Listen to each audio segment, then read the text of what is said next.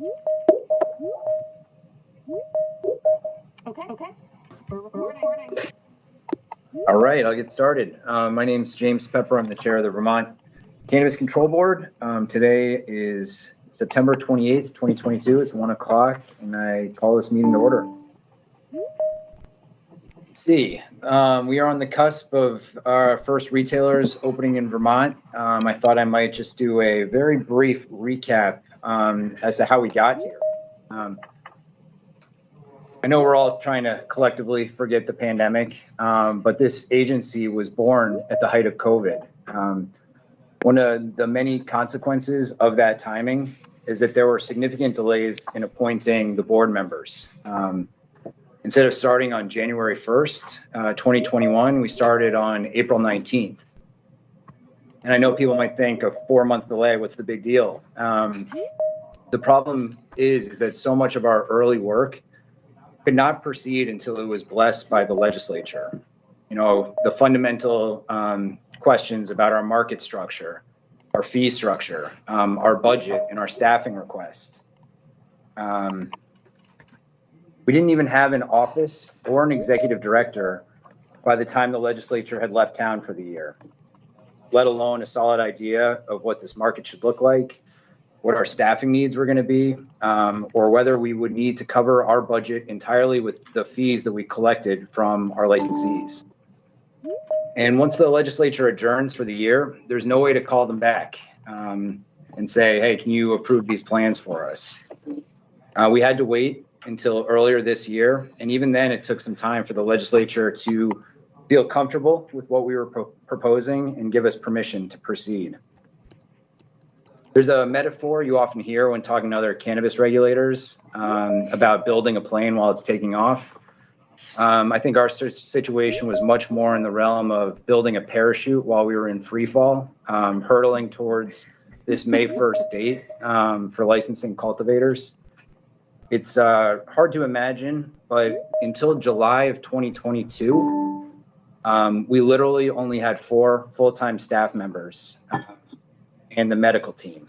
But boy, have they moved mountains. I lived through the days of the Vermont Health Connect. I can tell you that building an online application portal sounds simple enough in the abstract, but can be quite challenging in reality. We built ours in a matter of months. And while the early iterations were a little bit clunky, they worked, and they've gotten much better with each iteration. A huge thank you to our Director of Licensing and our partners at ADS for standing that up. Our General Counsel, David, has set the bar for how all other agencies now need to measure themselves with respect to rulemaking. The Secretary of State's office is responsible for the administration of the rulemaking process. And so early on, when we were preparing them for our rule filings, I happened to ask, what's the quickest they'd ever seen a rule move from its initial filing to final adoption? Their answer was something along the lines of, for a non-controversial and relatively straightforward rule, maybe 5 months. Our rules are about as complex and controversial as they come, and they were done in less than 4 months. This feels to me like one of those sports records that will never be broken. When it comes to licensing, I know there's a lot of frustration with the pace of issuing licenses, and I empathize with that. People have put a lot of time and money on the line to move out of the legacy market and participate in this industry. My message to you, if you have a pending application, is stick with us. We will get to you. We're doing something completely out of the ordinary in Vermont. The path of least resistance for the board would have been to give licenses to a small number of large operators. This makes our job easy. It's a fraction of the cost and time to license and regulate one 50,000 square foot cultivator as opposed to 50,000 square foot cultivators. We could have proposed a market structure that handed this market over to large corporations by making licenses inaccessible through fees, regulations, startup costs, or license tiering. Instead, we designed our rules to allow small operators to take full first advantage of this market. I know everyone feels the sting of each regulation, so this point might not feel pertinent, but we did waive about a third of our rules for tier 1 cultivators. The result is 179 of our 222 licensed cultivators are tier 1 small cultivators. We have exactly 5 tier 5 cultivators. This market belongs to small growers in a way that no other state market does. We are committed to further reducing the cost of compliance for you and increase market access, but we need to do it in a measured way. And we need to demonstrate success at every stage. We know that we are requiring a lot of everyone, even the tier 1s, but every single regulation we propose is tied to a statutory mandate, whether that's insurance, banking, environmental, testing, or public safety. For those, we can't remove rules until we change statutes. And we can't change statutes until legislators start seeing this industry embrace the core mission of consumer safety, youth prevention, and equity. Anyway, our staff has done a tremendous job in getting us to this point. We're back on track to where we were supposed to be, issuing retail licenses by October 1st. I have no idea how anyone in the legislature expected us to issue licenses by this point, but somehow everyone here stepped up. And when I say stepped up, I mean that our staff has worked through family vacations. They've worked nights and weekends. They've worked through sicknesses. At least 4 of us have had confirmed cases of COVID. None of that has slowed us down.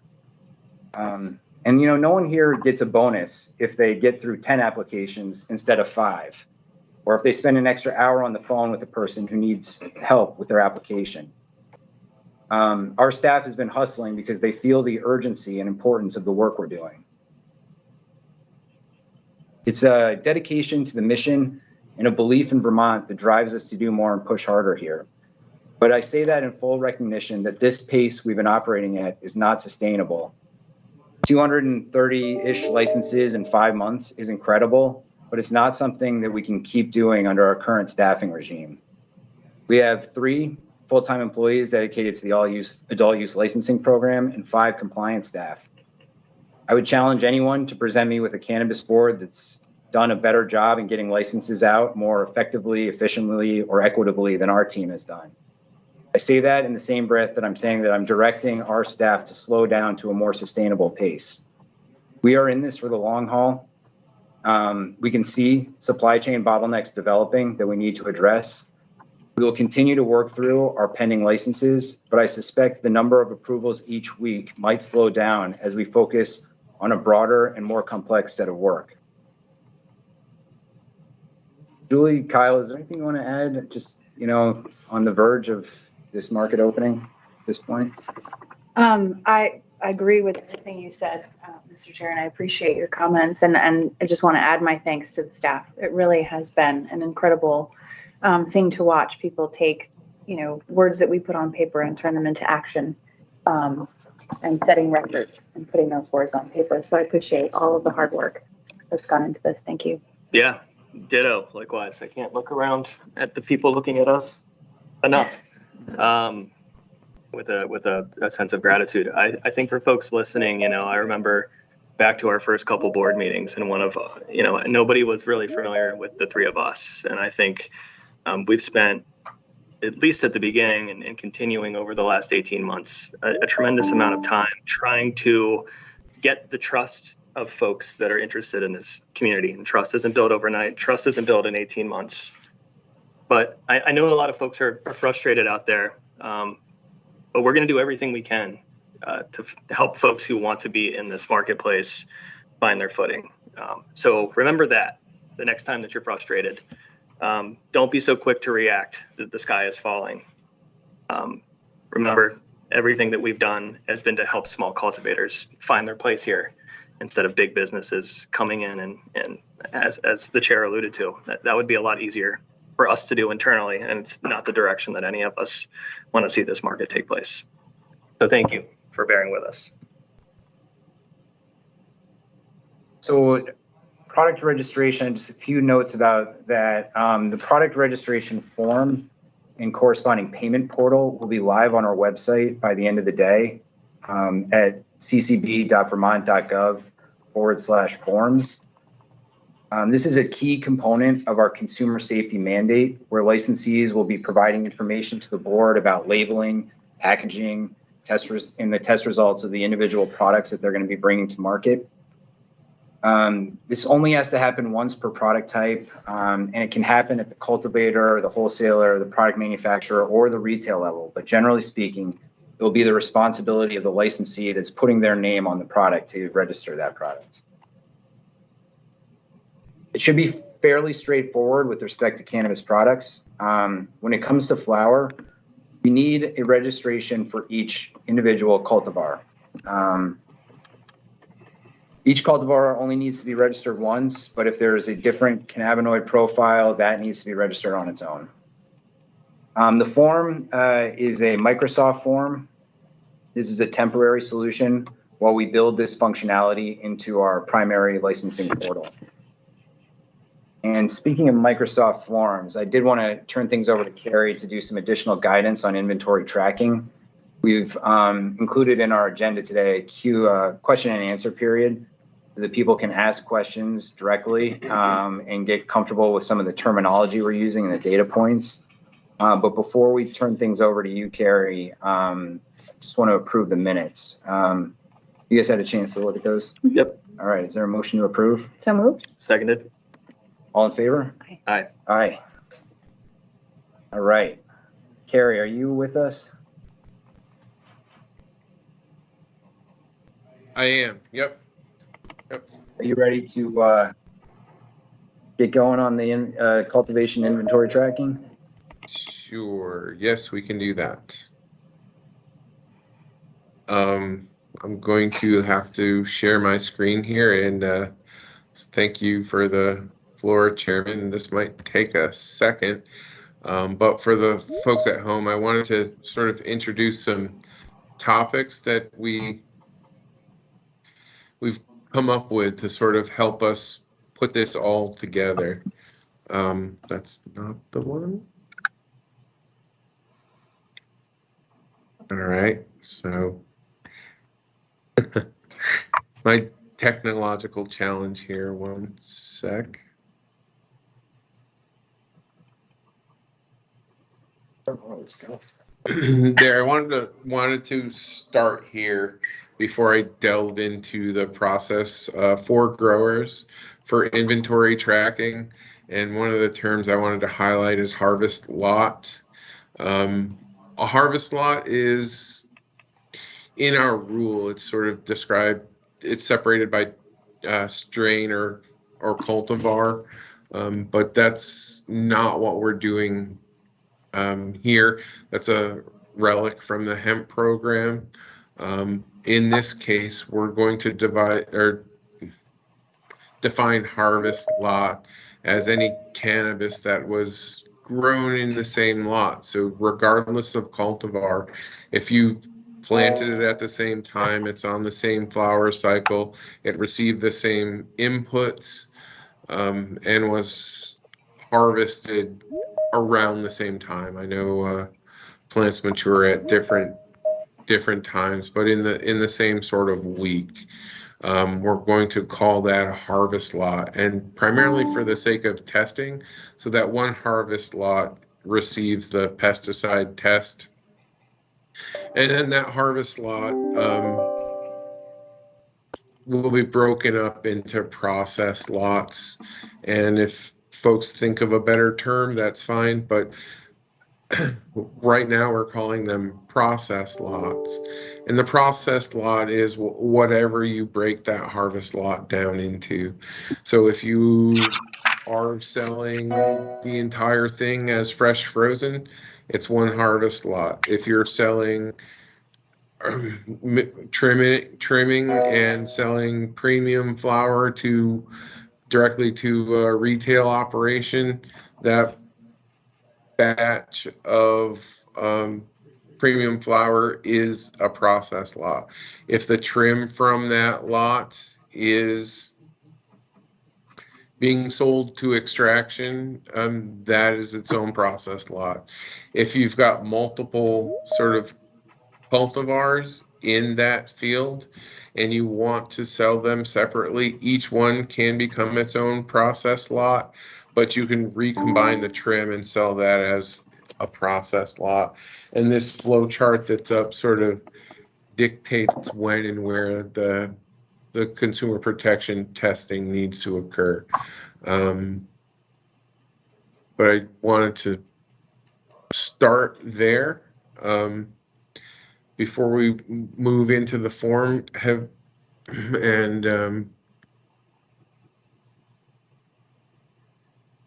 Did my screen switch? It Yeah. did. All right. This is the Microsoft forms that we will be posting online at the end of the week. And I'll walk through, this is for outdoor cultivators. And I'll fill this out so folks can see what's happening and ask questions at the end. So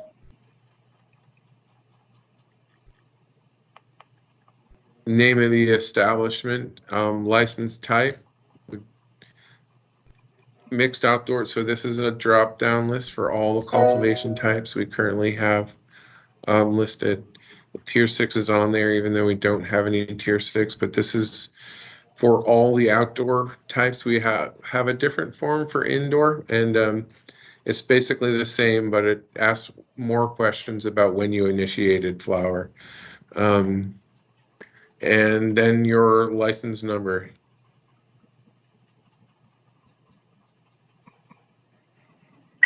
And we're asking you to report on a bi-weekly basis. So I'm a little bit behind here. I'm going to say the reporting period that I'm reporting on is from the 3rd to the 17th. And then for harvest lot number, I'm going to use my registration number and just put a sequential number on there. And then for the process lot, I'm going to use basically the same number as the harvest lot. And then an additional identifier. We're going to add another question to this form that will let you say that this process lot is trim, it's flower, it's waste, whatever it is. You'll describe the process lot, but I'm just going to call it A. So, and A in this case is my premium flower. And I wasn't licensed till June. So June 4th is when I planted that. And I harvested last week. And it asks about growing style. This is sort of an important question based on the analytics that we will be applying to your answers. But I'm an outdoor cultivator. I grew it in ground. And I'm only going to have one process lot. So I grew 125 plants. And this final weight is in grams. So I've got about, I did all right. I got about 45 pounds of flour, which is a little bit over 20,000 grams. And we're asking for it in grams because I didn't want to necessarily get into issues with significant figures as far as pounds are concerned. So if we keep it all in grams, it makes it easier for us. And these questions will become optional. So I said this process lot is my premium flower, and I'm only reporting on that flower, the trim. And I didn't sell fresh frozen to a processor, but so the trim will be the second harvest or process lot from this harvest lot, and I'll do that on a successive form when I get down here to process lot. So these questions after 12 are specific to how you sort of marketed your cannabis. I'm going to basically say yes, I have a second process lot, and what I would do is fill out the information again, and then when it's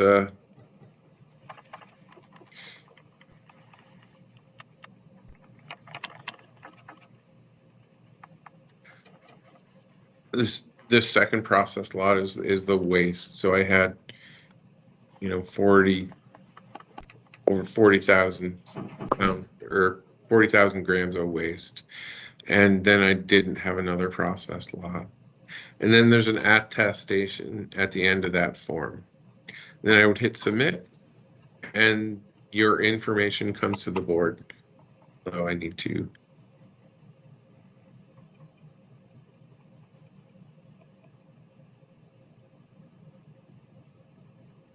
put in the process lot, and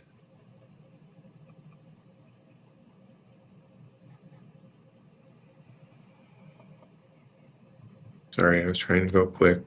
And then that information comes to the board and ends up in our database. And we have these forms for indoor growers. In the mixed tier folks would have to fill out either indoor or outdoor based on whatever that harvest lot is. And the rest of the inventory tracking forms will also be available. And what we're adding, we'll add instructions on how to fill those out as well. But I'll stop at the cultivation form for now. And our goal is to have those available next week. One other topic that I sort of did want to make sure we covered, because retail is opening and folks have asked, is, let's see, the weight equivalents. I thought we could go over this briefly. Can you see that screen? Yes. Yep. So your sales can be up to the equivalent of 1 ounce of flour. And I didn't bother with the decimal points after 28 grams because there's a lot of assumptions. So we use the regulatory level of 30% for flour. And I didn't convert between THCA, didn't use the total theoretical calculation. But at the 28 grams, 30% flour is 8,400 milligrams of THC at 30%. So equivalency for that for concentrate would be 14 grams of concentrate at 60%, or 8 1-gram vape cartridges at 100% will bring you about 8,000 milligrams of THC, or edibles packaged at 50 milligrams per package is 168 50 milligram packages is equivalent to 1 ounce of flour, or any combination thereof, as long as your customer is staying at or below 8,400 milligrams of THC. Will consider that equivalent to an ounce of flour. And I will stop sharing now and open it up. We have, we put on the agenda some time for Q&A with you. Are you prepared for that? I am. Maybe Okay. Bridget asked hard questions, so we'll see. Ellie, could you help us with the order that people are raising their hands? Yep. Just like public comment. Yes, please. Okay. So Bridget is up first. For the opportunity to ask questions. I had a question about the process lots there when you were going through them. So if you have a harvest lot and your process lot, you're only getting 1 process lot out of that you're actually going to market with. So you're only going to market with your A flour, but you have waste from those plants. Is that a second process lot, or it seemed like in the form there was actually a place for waste in the first process lot that, hey, I'm harvesting these 125 plants. I'm only taking flower to market. The rest is waste. And so it looked like you went down to a second process lot there. And so I was a little bit confused by that. Yep. So we do have a form for just documenting your waste on.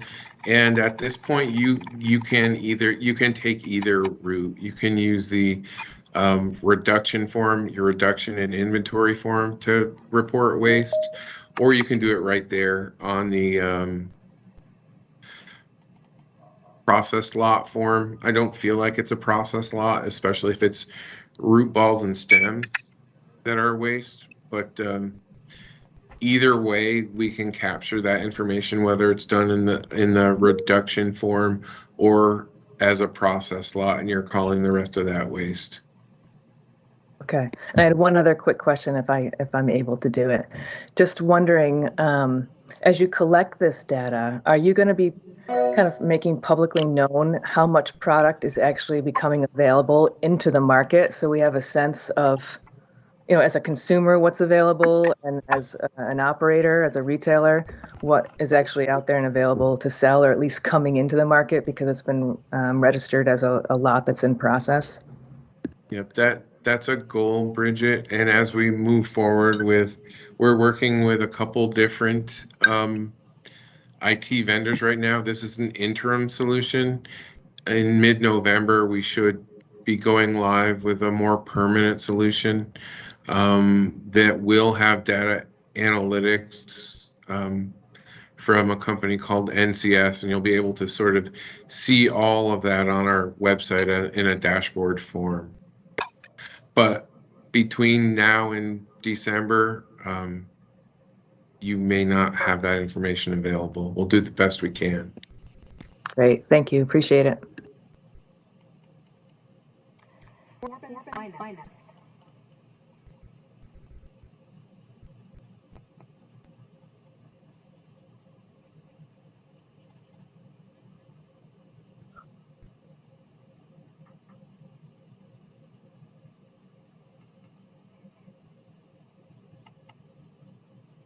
Corbin's Finest, are you there?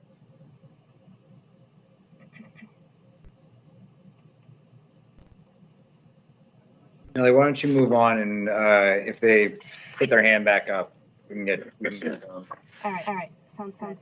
Gary is next.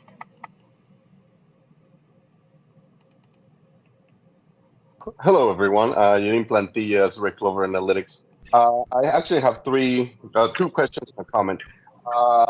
With the questions is, correct me if I'm wrong, but I still have not seen anything that that states how much of the harvest lot is to be tested.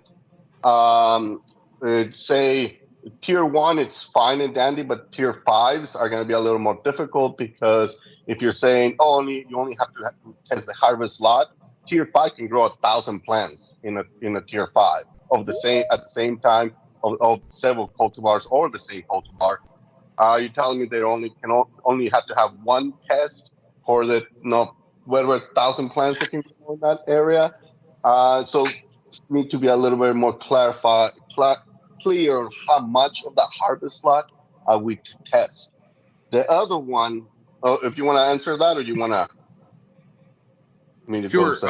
Sure. I can. If the tier 5 is not if that tier 5 is broken up into smaller grow rooms, each grow room will be a separate harvest lot, and we will provide sampling guidance on the website, similar to what the hemp program uses about how to take a representative sample. But if that tier 5 is growing all in one big room, and like I said, when I defined harvest lot, if that is getting all the same inputs, whether that's pest protection inputs or fertilization inputs, soil amendment inputs, as long as they can get a representative sample off that harvest lot, we're comfortable. Perfect. That's what I was asking, the representative sample, because we need to know how much out of 1,000 plants are we to test. The other one is I did not see anything on the reporting part on labs. Are we part of the reporting for trace? You're going to be captured as a loss for the cultivator. So they will submit how much sample they submitted to the lab as a loss, but you won't be required, since you're not actually producing cannabis, you're producing results. So as long as your lab has internal inventory tracking and sample tracking through a LIMS system, we're comfortable.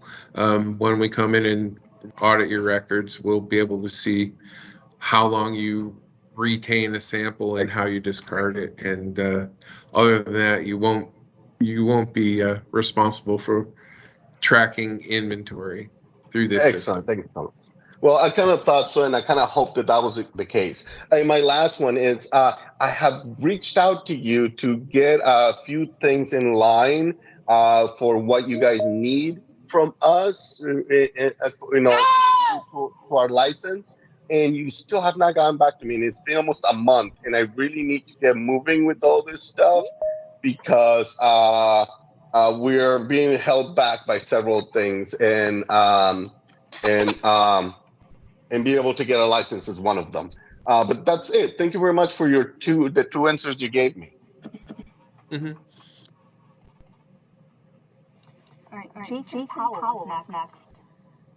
Hi, thank you. I'm just curious about the timing on reporting a process lot. I guess we wait until everything's dried and then we're able to report on weights and everything. Yes, absolutely. Yep. Just keep track of the number of plants in that harvest lot, and once it's broken down, you'll be able to fill out the form. Thank you. Keith.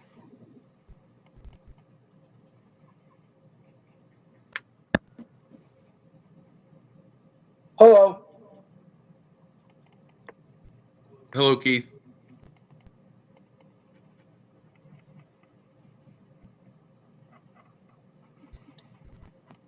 Oops, Keith, I think You're, I accidentally muted you again. I'm sorry about that. Oh, sorry. Oh, are we there again? Yes. Okay, thank you. I have one question. Who's the company? Do you have a contract with NCS now? And how much is that contract costing you? Keith, you can submit that as a Public Records Act request. This is really about answering specific questions related to cultivation. I never get an answer, sorry. This is public knowledge and I never get answers from you guys. I've sent you so many emails, you never respond. Nobody responds to me. Keith, you can send me an email as a Public Record Act request and I will respond to you. Okay. Well, I'll bring the other question back. How are you going to track 125 plants from seedling all the way through the chain of command, all the way up through to retail sales to go out the door? What's the chain of command there? So when you plant a seed in the ground, there should be a tracking number from that seed that follows that single cultivator from that plot all the way through. Every single plant should be tracked for safety. I have one more thing. Metric.com, tightens security market, simplifies the recall, docks chain of custody, ensures proper tax accounts, eases inspections and auditing, repairs burdens, started in 2011 in Colorado, standard in the cannabis industry in 21 states and 2 countries, serves 300,000 people. Keith, can I just interrupt you for a second? I'm just trying to get some information out there. This is not about people explaining things to the board. This is the board trying to help cultivators understand our tracking requirements. And you're taking time away from the people that actually have to deal with this system. I've been in another state and done it through Metric previously. It is so much easier than what you guys are offering the state of Vermont. This is very complicated, but thank you for your time. Thanks, Keith. There are not other states. John's next. John Cronin.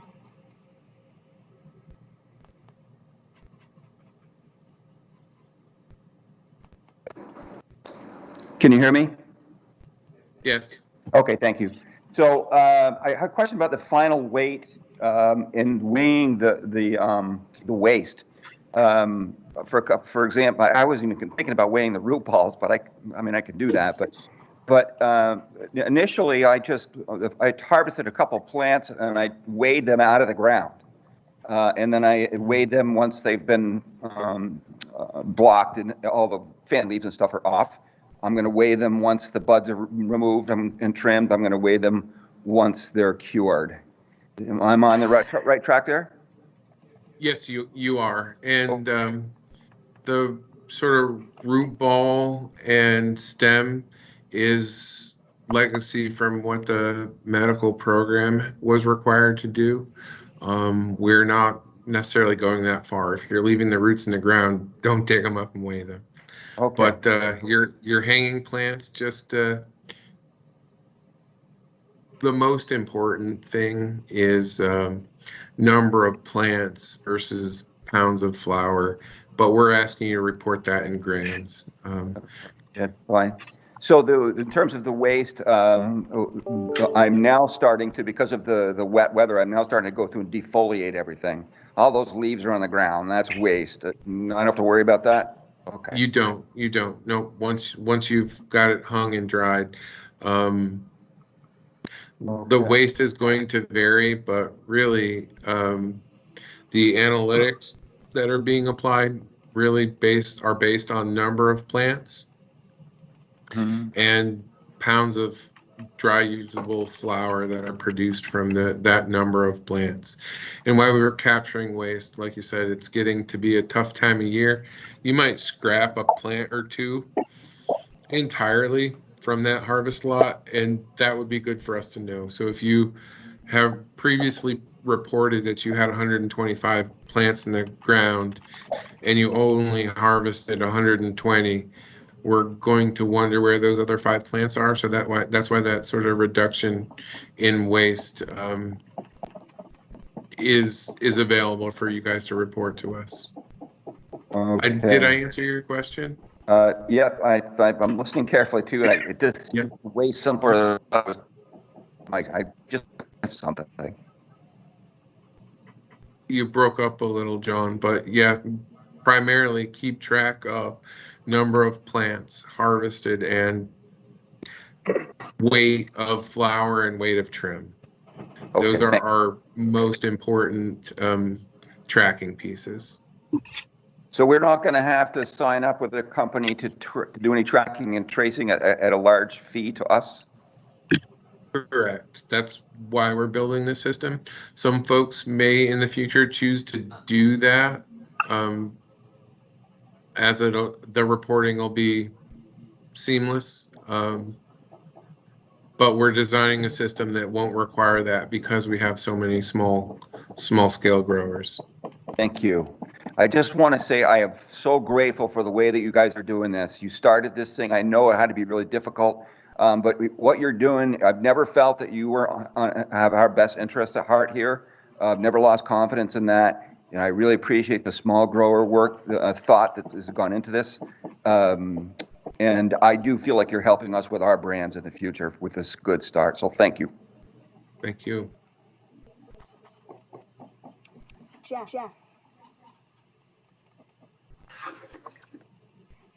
Here, you hear me?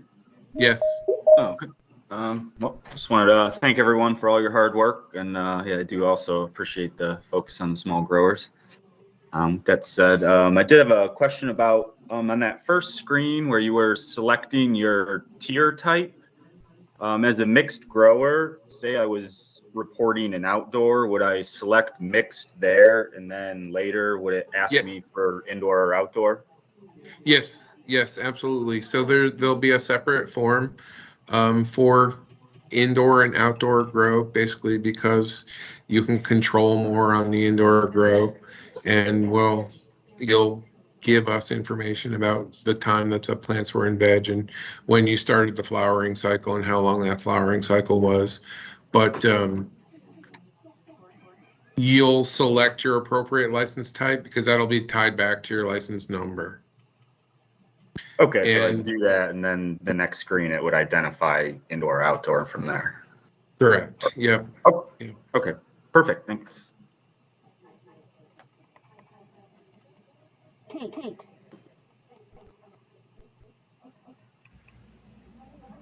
Hello. Thank you for all that you guys do. I just had one quick question, and that is, will we be able to integrate the inventory tracking system that you guys are putting together to a third-party program like LeafLogix? Okay, we're having these discussions now. That will be the goal. It will not be true of this interim solution, but like I said, by December or so, we don't have a deadline for that. The deadline is November, or the timeline is November, but I'm, being optimistic that we'll have something in place by December, and we will offer that to different companies to sort of try and connect to our system automatically. But that won't be true for this interim solution. Okay, thank you. Tree Frog Farms.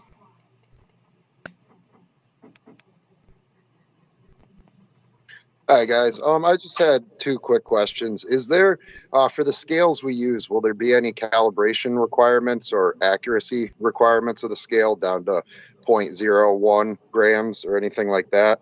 And as far as I'm understanding, even if we harvest different plants at different times, you would like us to submit these records after everything is in and dried and trimmed, and we have a total for the whole field. Those are my questions. Yep. So it's really up to you to decide what you choose a harvest lot is. But as we've defined harvest lot, if you planted it at the same time, it received all the same inputs, and it's on the same light cycle, which outdoor is, but you're harvesting over the course of a week or two, then let us know. And you're calling that a harvest lot to do one pesticide test. The pesticide tests are expensive, and so we're assuming that that residue will be the same because you've treated that entire harvest lot the same. So yeah, my only thought was that, yeah, I would have a whole field, everything would be given all the same inputs, but by growing different strains, I might harvest one strain 4 or 5 weeks earlier than another one. So I didn't know if I should start reporting as soon as I had that one strain dried or after the whole field is done and taken down. So we're going to leave that up to you, but as this sort of is required every 2 weeks, you can either update the information that you've submitted or give it to us all at once and just say it's in process, it's drying. Okay, thank you very much. Justin. Oh, wait, I'm sorry, I missed a question about the scales. Any scale that's used in commerce does need to be a certified scale, and the sort of weights and measures folks at the Agency of Ag can certify your scale. But if that hasn't happened, that can happen at the retail level, certainly, but you should at least be out to 2 decimal places with a gram scale. Justin, sorry to interrupt. No, quite all right. My question is regarding fresh frozen, especially with our 60% concentrate cap law. In order to do the separations necessary, we require very high quality inputs in our concentrates, and really every processor does. I didn't notice an ability to register a fresh frozen product or a fresh never frozen product, which is going to be a serious point of necessity for the solventless market, especially, but even the solvent-based market. That's all. Justin, so products that aren't offered for retail sale don't need registration? I mean, like every product or every harvest lot seems to reference a drying point. So can these farmers register their product fresh? Because we would never dry the biomass. We'd be purchasing it frozen, fresh harvested. Yeah, so that product won't be offered at the retail establishment. They'll sell that product to a processor or a manufacturer. So that product does not need to be registered as fresh frozen, but the concentrate that it produces would need to be registered. Only if it's offered for retail sale.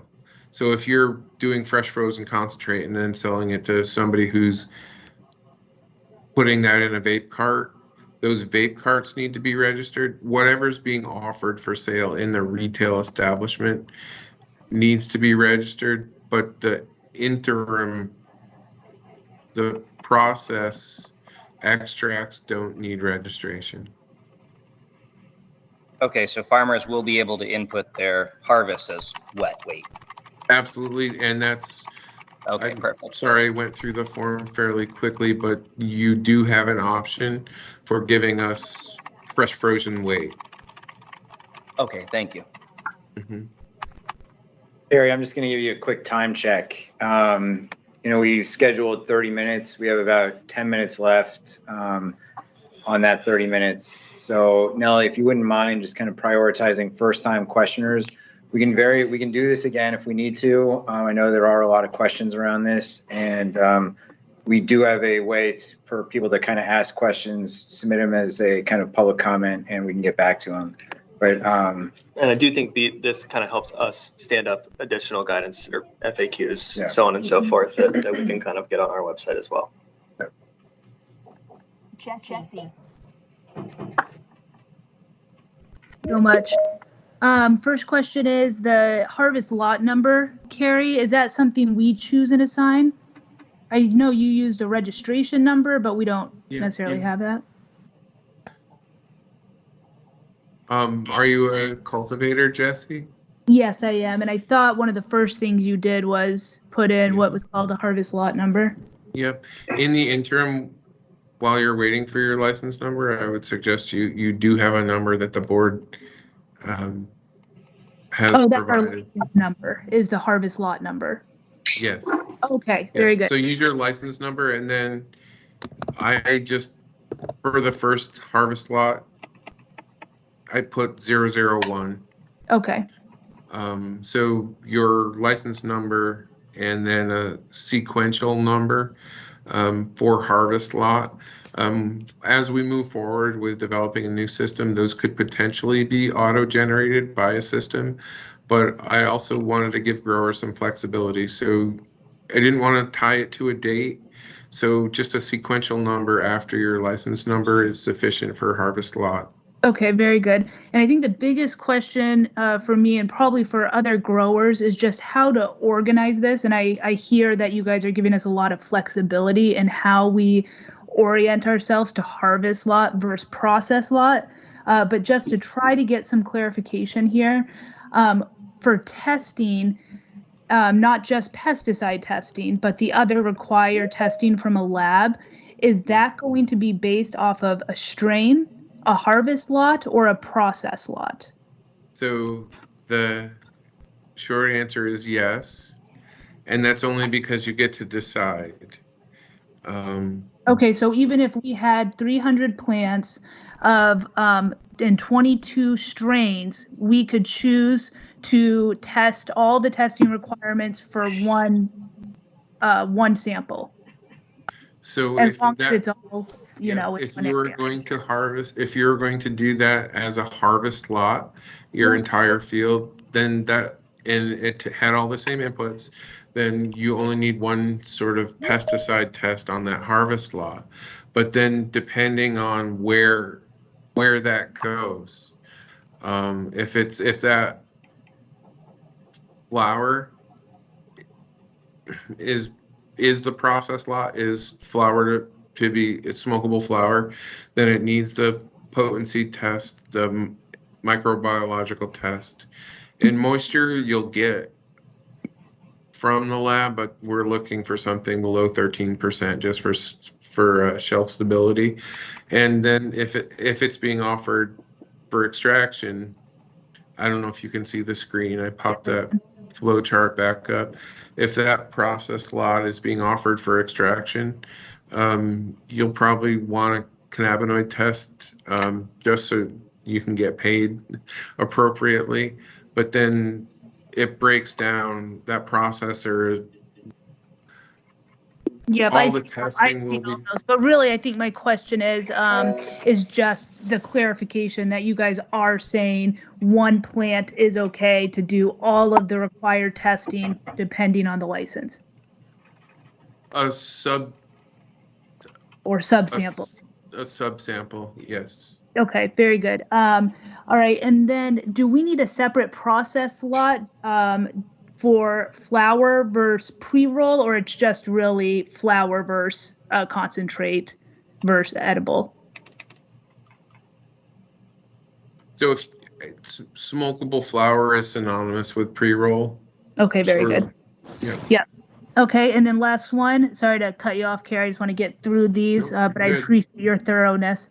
And so the only last thing I'm thinking is just reporting. You guys are requiring that we report bi-weekly, but I'm feeling like it would be more straightforward if once everything is dried and then we get a proper weight all at once, it might be make more sense to then do the reporting. But you're saying if we cut something down, we'll have a space to just say, hey, it's not dry, it's not weighed yet, but we'll do that on the next reporting. This is sort of a conversation that the board has been having, and we'll take your input. I agree with you, but we were advised by other folks who do this work that it keeps it on cultivators' radar to have a timeline for reporting. We don't want you to forget to report because then we'll just show up. Okay, well, my 2 cents on that, and then I'll leave and end on this, is that I think just because this is an interim thing and you guys are transitioning in December to something else, as a cultivator, it would be really helpful for me to harvest everything, get it all organized, properly dried, cured, and then weighed, and then report, and then just have the requirement that I can't sell to a retail or anywhere until I report. Then it won't go off my radar, but then I have everything organized instead of putting in a little information here, a little bit there. I feel like there's a lot bigger space to make a mistake if I'm trying to do that in the midst of trying to dry and cure and everything. So that's it. Thank you guys so much. And Carrie, thank you for coming on. You're very brave in the midst of such stressful times. Have a good one, you guys. Thank you, Jess. Tyler.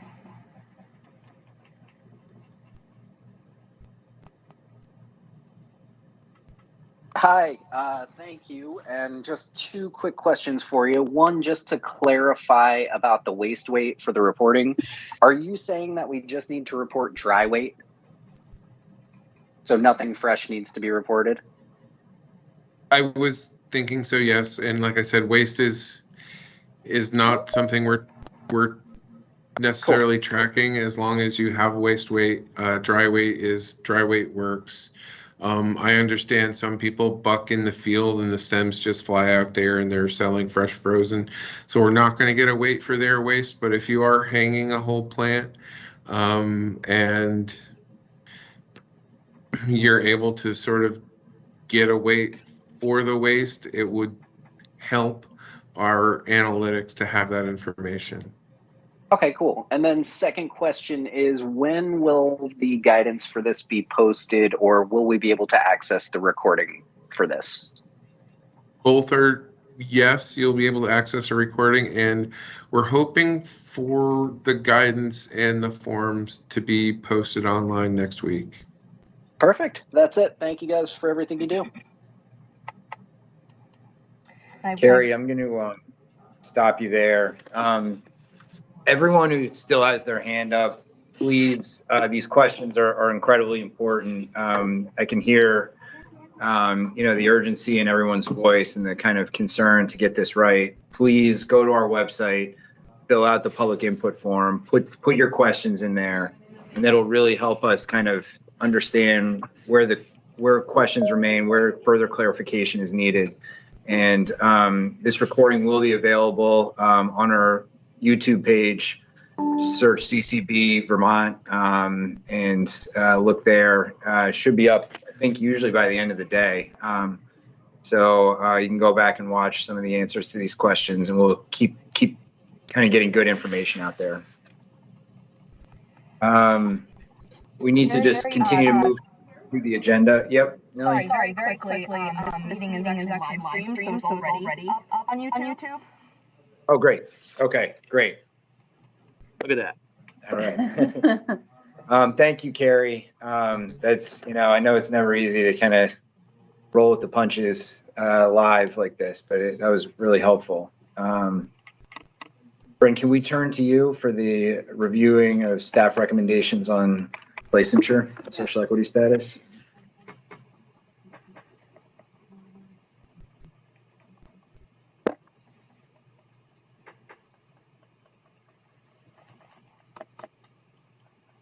Okay, so here is the board's register for this week, starting with medical program, as always. You can see here that the staff issued 70 patient cards this last week. So that's looks like about 9 more than were received, applications and renewal applications received. So staff is working through our backlog, and we're hoping to be operating within those 30 days very quickly.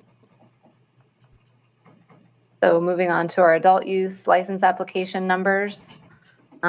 Here is your wall of numbers for this week. Important numbers are down at the bottom. We've got 13 applications up for board approval for a license this week. And just a couple of things to highlight here. You can see we've got a whole lot of zeros over here in the submitted category and in the received category. Staff have really done a great job of processing most of the cultivator applications, and most of them are in incomplete or resubmitted status. We do have 2 new applications for small indoor cultivators this week. 1 new outdoor small cultivator, 1 new mixed cultivator just in this last week. We have 7 new retail applications as of this week, 1 new wholesaler, and only 1 new manufacturer. But the number that's changing kind of the most rapidly is the employee ID card number. And again, those are applications that our staff are able to review and approve without board approval. But just wanted to note that we've gotten, I think, close to between 35 and 40 new employee ID card applications just this week. So that's a big part of the work that the licensing team is doing behind the scenes. And on those, can you just remind me, employees do not need to go through a CSI background check? That's right. That's right. They don't have to go through our vendor. They are able to get their fingerprints on their own and submit them to the FBI to get their own fingerprint supported background check. And we are able to rely on that check for our process. Okay. I'm going to move on to our recommendations for a license. So as always, these are applicants that have met the requirements for their license that are in our rules and also in statute. So as I said, we have 13 this week. So I'll just go through the list. We have GMT Genetics, mixed tier 1 cultivator, Lamoille Valley Extraction Solutions, a mixed tier 1 cultivator, Brown Dog Cannabis, indoor tier 1 cultivator, Tunbridge Roots, indoor tier 1 cultivator, Four Turtles Farm, indoor tier 1 cultivator, Green Mountain Cannabis North, an indoor tier 2 cultivator, Green Barn Farm, a mixed tier 2 cultivator, Sunny View Farm, an indoor tier 1 cultivator, Mad Hatter Cannabis and Hemp, a mixed tier 1 cultivator, the Clean Cannabis Company, an indoor tier 3 cultivator, Bria Commons, a tier 3 manufacturer, Vermont Bud Barn, a retailer, and Snowbird Botanicals for a Tier 1 manufacturer license. So that is your list for applicants that staff is recommending for licensure. And this week you do have we have one staff recommendation for denial of a license. So that is submission number 145. This applicant has applied for an outdoor Tier 1 cultivation license. And staff is recommending that the board deny a license for this applicant because they are not able to meet the requirements of our rules. So specifically, it's Rule 1.4.9b has a requirement that applicants have the right to occupy their site of operations. And this applicant is not able to meet that requirement. So some detail for the board is that the property is owned and controlled by a person that is a defendant in a federal criminal fraud case.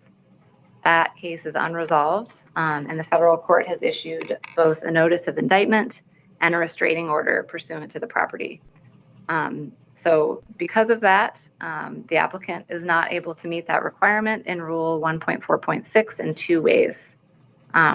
First, the restraining order that's entered against the property imposes prohibitions on encumbering the property or transferring the property without prior federal court approval. The applicant does not have that approval from the court. And secondly, the indictment documents indicate that the government intends to seek forfeiture of the property in the event that the defendant is convicted. So under those circumstances, the applicant would lose their legal right to occupy the land. So for those reasons, staff are recommending that the board deny a license for this applicant since they have not demonstrated an ability to comply with board rule. And we can, if the board has questions or would like to discuss the matter with general counsel, we can go into executive session after I finish with your register. I don't know. Okay. So I'll just move on to the rest of the register. Here's an update on our license amendments. So we've got 12 in the queue right now. And as a reminder, these are amendments that our staff are processing that have to do with a licensee's application that don't rise to the level of the type of amendment that would require a renewal. So it's often things like a change of name, a change of business name that's requiring staff to process these types of amendments. Social equity update. So here are our numbers of social equity applicants and where they fall in the process. We have two charts now. The second one provides kind of a pre-determination of social equity status review. So this is the number of people who are still have not yet been determined to have social equity status by the board. That number right now is 13. And we've got two recommendations for social equity status approval this week.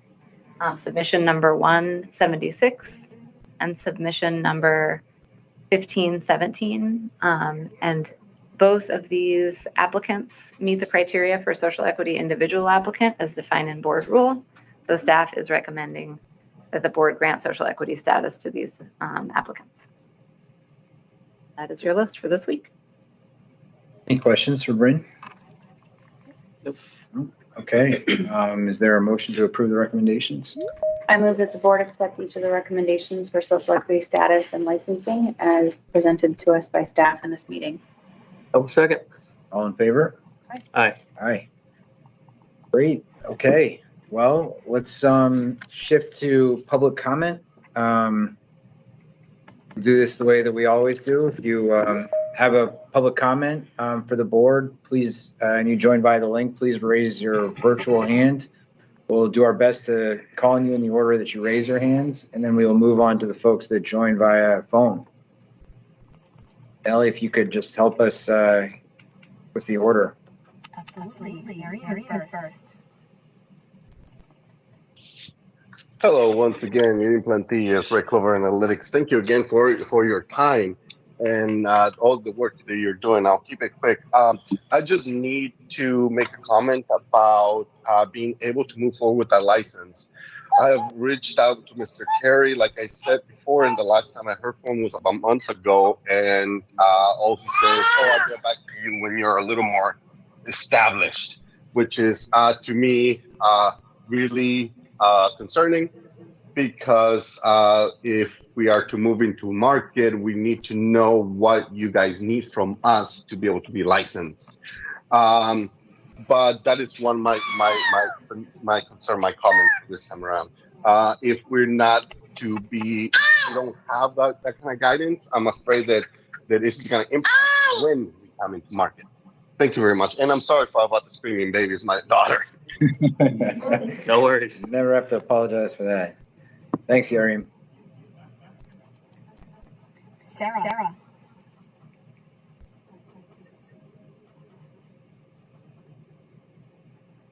Hi, this is my first meeting. I just participated in the budget certification led by Jesse Lynn, and I am some questions / comments from that, from what I learned, and I learned that terpenes influence therapeutic effect and have medicinal properties, and I just wanted to note that I think it would be really helpful in guiding our consumers as to what to choose for their products. We have information about the terpene content in the flower that we're distributing. That's my first comment. And also, I noticed, while I'm not professionally trained in alcohol or tobacco sales, I have a little bit of experience in that industry, and I'm just wondering if the information in those courses compares to the in-depth requirements of the TOOC course. Sorry, my voice is a little shaky. For example, recognizing substances that I have to learn about. I'm not aware of that's required in those courses, but I am wondering. And then my last comment has to do with concentrate cap. Wondering if we could test for THCA in that category versus testing for THC. Thank you for your time and focus.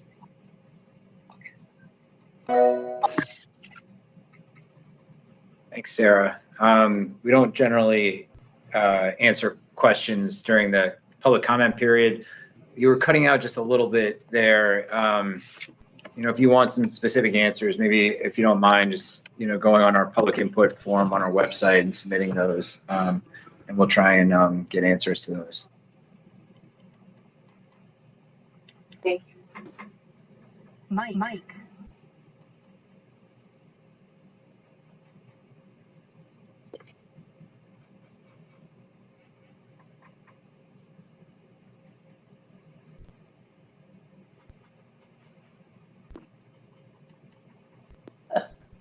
Disappeared me? Mute. Hello? Hi, Mike. Hey, awesome. Well, I'm Mike. I am Sunnyview Farm, and my wife and I are Sunnyview Farm. And I just want to thank you guys for everything you've done. Thank you. Yeah, awesome. Have a great week. You too. Jesse. That was so nice, Mike. We're all like, wait, is that really it? That's great. Thank you, guys. I echo Mike. But I just wanted to thank you guys for allowing Jesse Lynn's course to be certified by the state. I signed up my farm to take it, even though we're growers right now, just to stay in the loop and see what retail was being taught. And it was a really great course. And it was just so nice because you guys, like you have been doing, are bringing in these legacy people into the fold, which hold, generations of knowledge. So that was great. And but I think what Sarah was saying and what I was going to bring up is there were some state requirements that were a little overbearing as far as substance use disorder and human trafficking. And it's just, as a legacy grower, it's just a little weird where you're like, is this a result of the lies we've been told for the better half of a century from the federal government about cannabis being really dangerous? So anyways, I know you guys know this and are trying to do the balancing act, but I just got to throw out the comment just so you guys can make note, like, hey, we feel this way. But otherwise, thank you guys so much for bringing in such great people, because same with the inspector. We had Chipper. Chipper was great, so good. And Carrie, trying to jump in and do this tracking or the seed to sale for us instead of metric. Like, no, I do not want metric. So all these little things, it's great. Thank you guys so much. Jesse. Ben.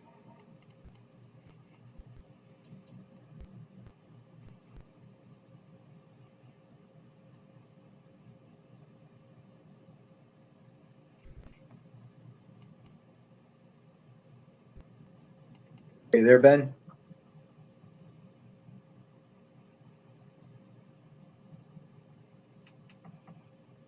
It looks like you are unmuted, Ben, but we cannot hear you.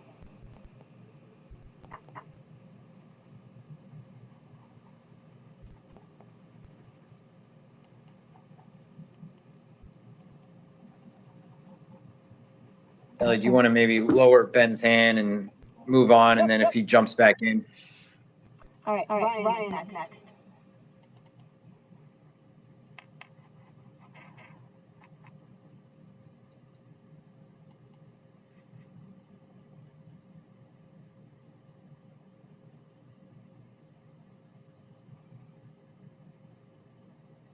Makes me wonder if it's us.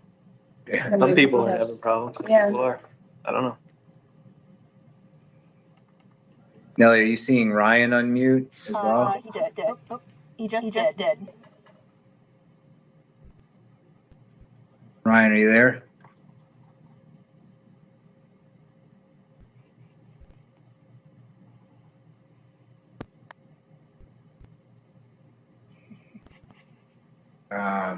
Okay. All right. Maybe try Bridget. Yeah, Bridget is up next. Hi, thanks. I just do want to, I appreciate that the state is trying to lower some of the barriers and some of the regulations that make this industry really burdensome and costly. But I do have some concern about wet weight not being tracked, because it is from harvest to the weighing, the dry weight, the final product, where diversion and inversion happen. And I just think that those are important data points to have, not just for the state regulators, but also for the producers. And I would recommend that producers do track their wet weights so they can track their efficiencies and track their product effectively for their own purposes. So that's it. Thanks. Yeah, thanks, Bridget.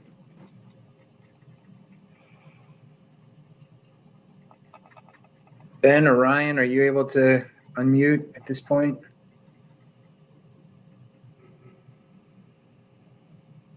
Sounds like we're still having issues. Well, if you can, feel free to kind of submit your comments on our website. I apologize if this is something that's happening on our end. If you join via phone and would like to make a public comment, hopefully you can hit *6 to unmute yourself, and we'll try and hopefully work out any glitches that are happening. Oh, Ryan, I think we heard you there. Okay, can you hear me now? I'm really sorry, guys. Yeah, no, we can hear you. Good. Right. I just want to say Carrie's doing a great job. I'm really excited on like your small grower focus and bringing your own system in line. I know some people are really pushing for metric there. I work in multiple states, and I don't think metric's the answer, honestly. And I think your pathway is great, and I'm really looking forward to what you guys are going to be doing in the future. And yeah, I just wanted to share my sentiments there with everyone else on the metric front. Thanks, guys. Appreciate you. Thanks, Ryan. Anyone else with a public comment, either by phone or by video?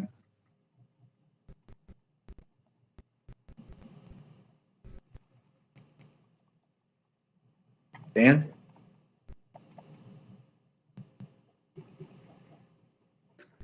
Can you guys hear me?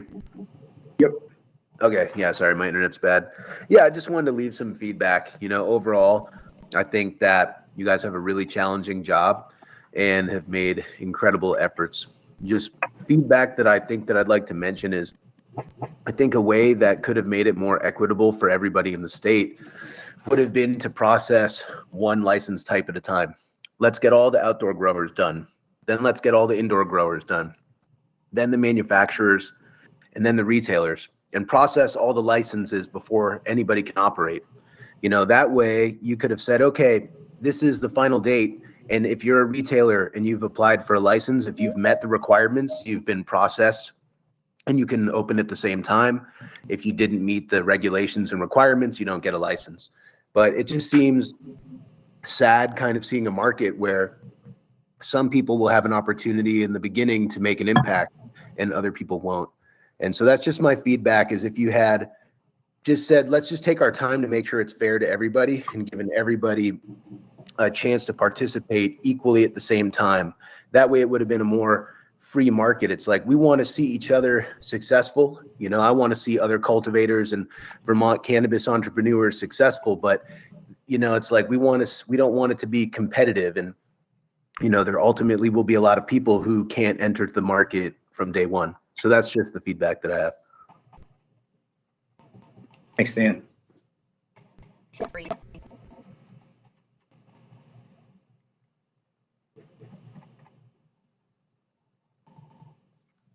Good afternoon. Can everyone hear me okay? Yep. Excellent. I'll be brief. I just wanted to, from Jeffrey Pisapello from Vermont Growers Association, I just want to take a moment to express our gratitude to Carrie and all of the work that he's been doing on this portal. We see you guys moving in the direction of Washington State. We think that is the ideal approach as of this moment in time for tracking supply chain. And we want to thank you for the work that you've been doing for licensure. We heard that you may be slowing down some of that operation as you focus on other areas. We think that is fine.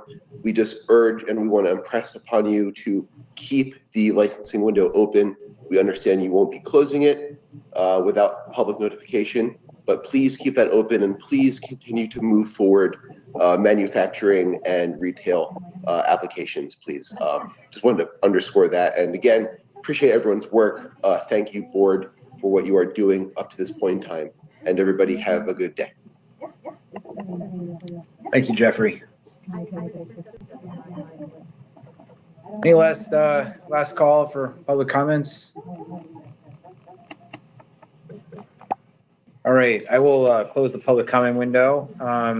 Thanks to everyone who joined us. Thanks for everyone out there who's put in an application and or is licensed. A really exciting time for Vermont. I will adjourn the meeting. Thank you all. See you on the other side of October 1st.